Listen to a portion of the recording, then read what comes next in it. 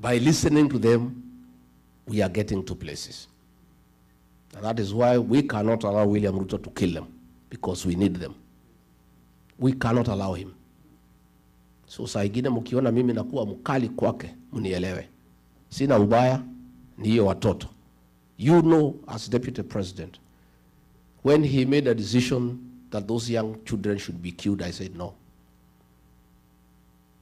And when he ordered for them to be shot, I called a press conference in Mombasa when I was in office, and I told him off. Do you remember? Yes. And that's where my problems with him started. And he said he cannot work with me because I am disobedient and have admonished him in public. And I said, I would rather lose my job than be part and parcel of a government that kills young children. And let me tell you, today we don't have the job, but I have peace of mind. I sleep well. Hata jana nilichelewa na mkutano kwenda huko Webster.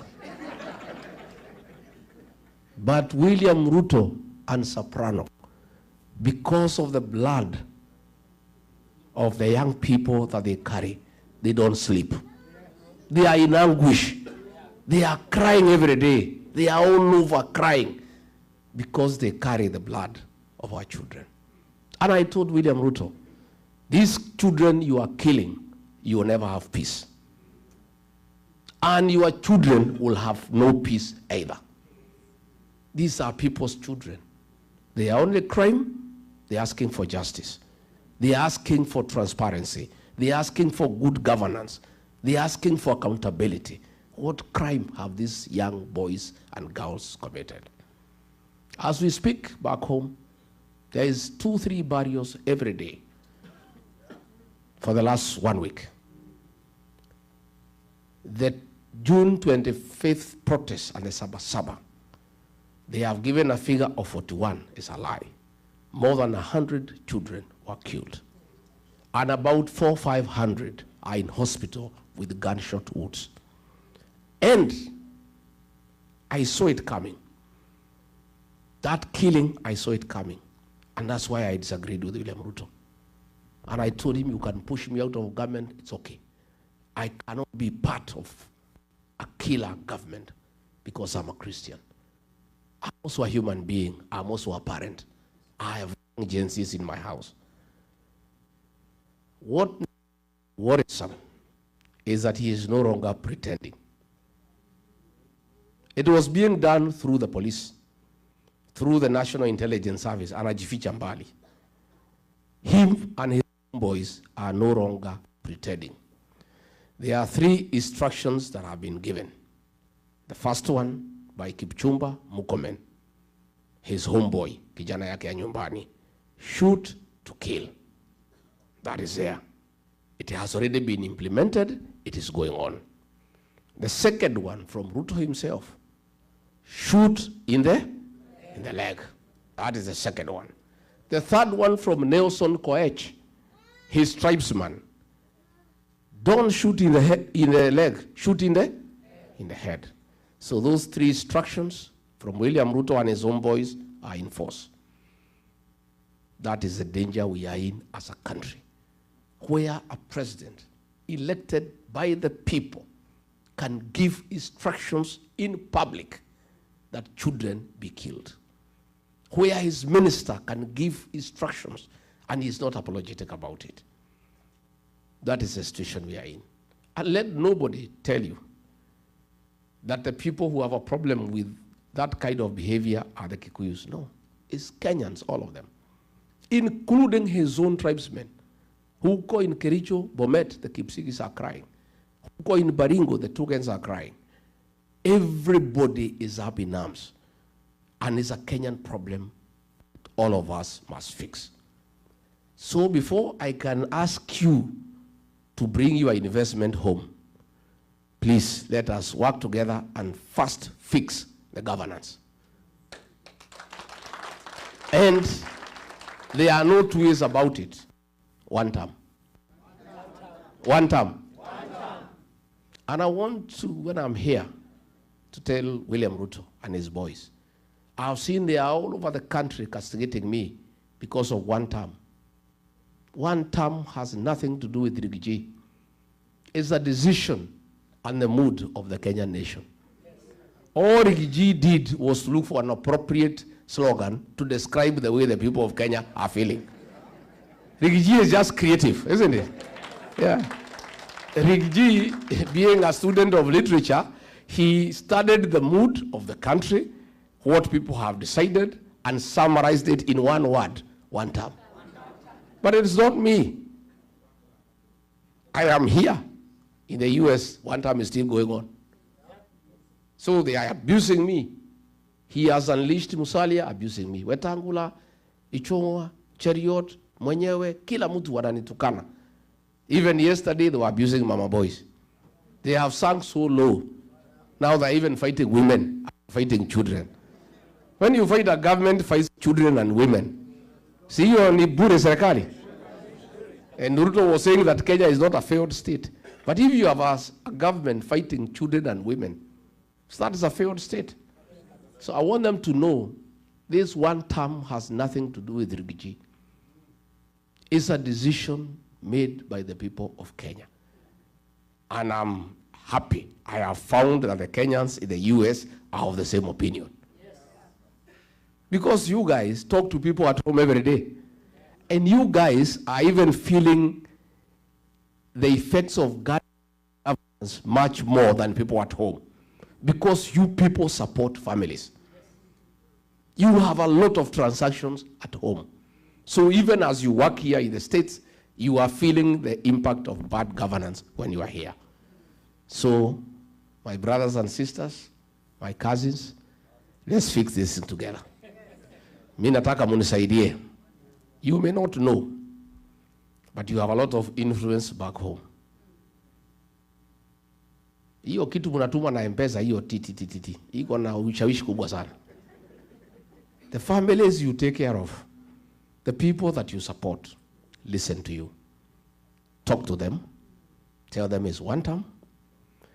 Hata wakichukua pesa ya huyo jamaa ni one term. Najua siku moja alikuwa anakuja huko mlimani na pesa mingi sana. He had 1 billion nikaibiwa siri na mtu wa Central Bank. Ilikuwa anatolewa na magunia.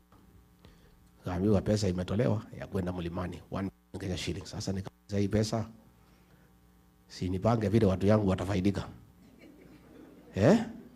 So nikawachanua. Kaambia nyinyi watu ya mlima msioneshe hii jamaa hasira. Lakini kwenda mkutano yake lazima alipe. Attending a meeting, it is 2,000. And you must be given before you go for the meeting. If you are in the meeting na anataka upige makofi, uongezwe 1,000. Na kama anataka ucheke umuoneshe meno, aongeze 1,000. So kila mtu 1,000 ngapi? Watu walikula pesa huko, lakini kaambia hii pesa mjue iko na damu ya Gen Z. Please don't take it home. Usichanganye na ile yako ama kupeleka mtoto shule hata hakuka mtihani. Hii pesa mkule hapo kwa ploti hapo. Na kama uko na deni ya Shylock watu walikula nyama, wakafanya shopping nini, akanyolewa 1 billion. Akifika Nairobi, akasikia mambo ni one term. He has never come back there. Jana nimeona Masaini, Wamasai wamechanuka. Wamasai wamejaa hapo karibu na Kiserian, Soprano walikuwa wameenda hapo na pesa na gunia. Wanapiga makofi, wanacheka, wanaimba.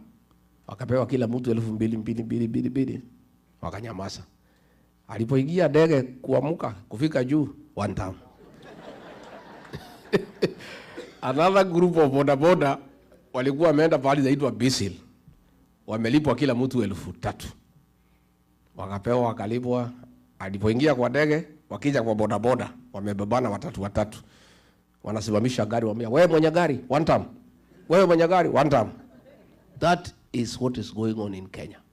So I want you to tell people back home, hiyo pesa ya Kasongo ikija mkule. Lakini ni one? Mutawaambia? Number 2, na nyinyi mpige kura. Those who are able to come home, you vote there. Those who can vote here, you vote here. Again, your congressmen and your senators, you tell them about what is happening in Kenya. They want to saidia kwa Congress and Senate. And because they need your votes here, they can listen to you. You must tell them about the human right violation in Kenya and what is happening back home, so that the American government can understand whom they are dealing with. So mine is to tell you that you are serious partners of our new administration. And I want to assure you, we cannot get it wrong. Ruto is trying to divide the opposition. Ndio apitie katikati. Na yeye ni mkali na ni mjanja. Na ako na pesa, na watu wengi wanapenda pesa. Many people, very few people can be able to withstand corruption through money. So within our team, anajaribu, lakini tumekaa imara. Tumekubaliana, mimi niko hapo. Kalonzo ako hapo. Matiang'i ako hapo. Eugene Wamalwa ako hapa. My sister mother ako hapo. Natembea ako hapo. Hata huyo mtata ako. Na yule mtu yote anataka kuwa rais. Tumesema kila mtu aende atafute kura zake. Kila mtu asanye zake. Pale mwisho, next year, hapo after Christmas, tuketi. Tuweke kura kwa meza, tupige hesabu, tuulizane nani atapeperusha bendera as one candidate only against William Ruto. I am a front runner, and I think I have the best chances to be president. But I want to give you a commitment. If the formula does not favor me to send Ruto home, I'll sacrifice my ambition and support whoever the formula favors. Because if he is treating Kenyans this way, when he still needs their votes, you can imagine what will happen if he gets a second term. Kama anasema ati watu wapigwe risasi mguu na gari anatafuta kura, na kama hahitaji kura, si atakupiga yeye mwenyewe. I don't think he even said anybody to shoot people. He will do it himself. So it must be one term. And we must sacrifice. So I want to give you that assurance. I have seen some reports by KTN, sponsored by the National Intelligence Service. So wamekubaliana na huyu, so that they started dividing us and causing conflict. We have not settled on anybody, and it's not yet. There is only one thing that has been agreed on, one term. Si ndio? Hiyo tumekubaliana. As to who will replace him, bado. But Wakenya wamesema hata wengi hawataki kujua. Some women at home waliambia si hataki kujua ni nani. Bora huyu atoke. So what has been agreed on, and now the newspapers can write, KTN, you can do a video, nani ni one term. Hiyo muendelee. That I want to confirm. That has been agreed on. As to who is a flag bearer, at the right time, we'll discuss. And government is huge. There is space for everybody. And we'll agree who takes what position, provided we come up with a formula to create good governance and get rid of corruption, get rid of killing, get rid of abductions. That we must do. Tumekubaliana watu wetu? Finally, because nimeona akiwa pale kanisani ameongea, wacha nimjibu. Nimjibu si mjibu?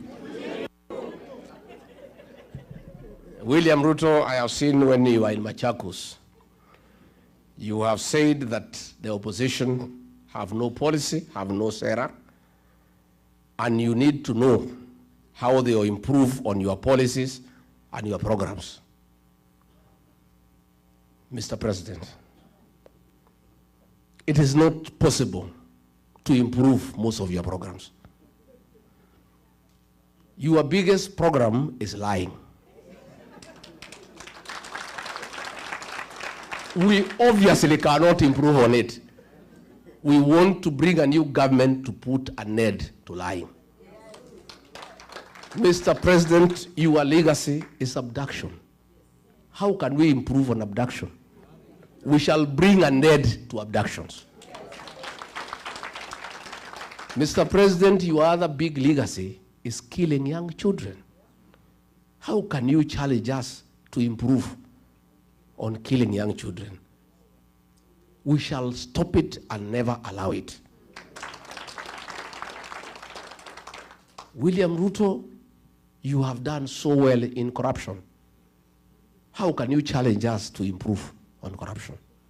We can't, of course. We must bring an end to corruption in our country. William Ruto, you have done so well in destruction of institutions of oversight. You have captured parliament. You have captured all institutions of oversight. How can you ask us to improve on destroying institutions? We will restore institutions so that they can provide oversight. Parliament will be independent. Judiciary will be independent. All other organizations of oversight will be enhanced and funded. Of course, it is mannerless for you to ask us to improve on raiding the payslip. You have raided the payslip. How can we improve on that? We must free the payslip and restore the dignity of the payslip and the payslip holder so that the middle class can create employment. I have seen you say that we need to improve on your policies.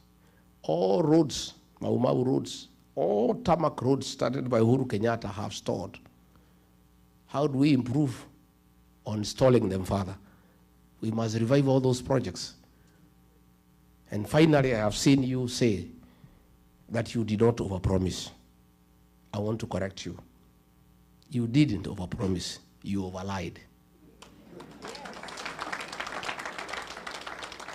Tumemjibu watu ya mjibu. And finally, because mimi nataka muniulize maswali, si ndio? Si ndio? I just wanted to tell you that we are okay. By the way, we are okay. We are suffering, yes. The English say the darkest hour is just before dawn. It's very dark now. It's pitch dark. We are almost there. Light is almost coming. All these killings will come to an end. All these abductions will come to an end. All this corruption will come to an end. Na huyo jamaa tumemsukuma kwa kona, isipokuwa hawezi kubali, analia kama panya imeshikwa na mtego. Leo Nakuru, our team was there, Nakuru County, for DCP. And they don't attack other parties, because most of the parties are sponsored by William Ruto. DCP is the only party that he knows. One, he cannot compromise, he cannot bias, and he cannot intimidate us. So walikuwa naenda subuki ya kanisa, wakitaka kwenda mikutano, wakafurushwa na polisi. I have talked to the police in Nakuru, and they are crying. They are saying the husband of Governor Susan Kehika, called Samburu, is the one who is giving instructions to police. I asked police, as who? No, he has said the wife is in charge of the county government, and he is in charge of the national government in Nakuru. How so? He says, tells the police, I am the business partner of William Ruto. All the meters that are sold to Kenya Power, I am the one who imports them on behalf of William Ruto and shares profit with him. All the fertilizer that is bought in the country, I'm the one who imports and we share the profit. All the rice that is imported duty-free and sugar, I import on behalf of William Ruto. I'm the one who funds his politics and his life. So my word here in Nakuru is final. And if you don't do it, you will be on transfer tomorrow. So the police went there. They are so shaken, yet they know it is illegal to stop the meeting. So wakiwa hapo wakamwambia Medho, si tuko tu kazi, wacha tujifanya tupatia gas kidogo kidogo, lakini tutatupa different direction. Kwa sababu hata nyinyi hiyo maneno mnasema sisi tuko ndani ya hiyo maneno. The police told them, we are also part of, we are suffering. This man is nobody in Kenya. He's not a government official. The fact that he does business with President William Ruto, he is lording over everybody in Nakuru, threatening us, saying he is the president of Nakuru. So William Ruto, I want to ask you, why don't you do business with Samburu, muendelea biashara? But you cannot make him in charge of police operations in Nakuru, or else we are in the country. You know, hata kama anakutengenezea faida, si wewe mwenyewe utafute mtu mwingine ya kuambia polisi vile watafanya, instead of him intimidating people in that Nakuru. Na sisi tumesema, fine. Since we cannot work on that guy because there's nothing we can do, I have told my people and the people of Nakuru to punish him, his wife, one time. Huyu Susan Kihika, I have already told the people of Nakuru, for what Boro is doing, akitumia jina ya Ruto kuangaisha watu ya Nakuru, to punish him, bibi yake, Susan Kihika akuwe, akitaka kuhamia Sogoi, wakae huko na Ruto, waendelee. So mimi nimeshukuru sana, and I really wanted to assure you, not to be worried. We have got a good plan. And they had tried to isolate the people of the mountain and coin 41 versus 1, lakini Kenya wamekataa. Mimi nimetafuta makuzo, mashemeji, mabros, masiste. We are one big team. Hii mtu tutakimbiza yeye kama baisikeli ya kuibiwa. 70 plus 1. By saa mbili. And Gen Zs will help us to protect our vote, to make sure they are in every polling station. So the church, I want to thank you. Ikanyi huyu alikuwa ametutafutia nyumba hapo Kivutu. Amesema vizuri sana that your activities are around the churches. I want to thank the Church of Christ for what you are doing for our community here abroad. And you people, Kenyan people, please stay together. Love one another. Support each other. Because you are in foreign land. Nyinyi lazima muchungane. Buffaloes don't move together in a herd because they love one another. It's the danger of walking alone. If you look at the wild mist migration at the Mara, his wild zikitembea. When the lions try to attack them, they are able to fight them off. But along the way, one of the beasts gets injured and is unable to walk faster. And the others walk and leave it behind. Within 5 minutes, imechukuliwa, imekuwa nyama. Never walk alone. Please stay together as the people of Kenya. Take care of each other. Tafuteni makazi na mashemeji. Si ndio? Na kazi ni anybody anataka William Ruto akuwe wandamu. That is the definition of cousin. Makuzo mko? Hi kuzo. Hi kuzo. Please, we are communities. And I've told you, even the Kalenjin, they are crying as much as everybody else is crying. Because the cost of fuel, there is no one that is cheaper for the Kalenjin. It's the same cost. Kila jamii inalalamika because of bad governance. So we need to work on our country together. But with the leadership of Gikonyo, mukubaliane yale maneno mnataka tufanye na nyinyi diaspora. Na mimi, I want to promise, hii Los Angeles Consulate, hiyo, tukipata serikali, tutapatia mtu ya diaspora, achunge mambo yenu hapo. Hiyo Washington DC hapo embassy, mutajaa huko. Because you are the one who understands what needs to be done here in the States. You understand the challenges of Kenyans here. You know the business opportunities. You know how we can grow trade between us and the Americans. because you have been around for a long time and you understand these Americans. So you are the best people to advise our government on how we can sell our products here. How do we bring our tea here? How do we bring our coffee? Nilijaribu kumwambia William Ruto, wacha tuweke hii watu ya diaspora kwa embassy. Anasema hapana, achana na hiyo watu. Hiyo watu wacha wahangaike huko. You know? Ameenda ametafuta mtu ya kwao, ameleta hapa Washington. Tangu akuje amekutana tu na jamii yake, he has not met Kenyans. He has not bothered to find out what is happening among the Kenyan people here. So I want to make a promise that we'll agree that our missions abroad, the diaspora brigade, you have learned people, experienced people to run those embassies and run them efficiently for the benefit of Kenyans, for the benefit of our country, and for improvement of trade and good relations with the people of America. Si ndio? Sasa mutakuja kutembea Munyoro?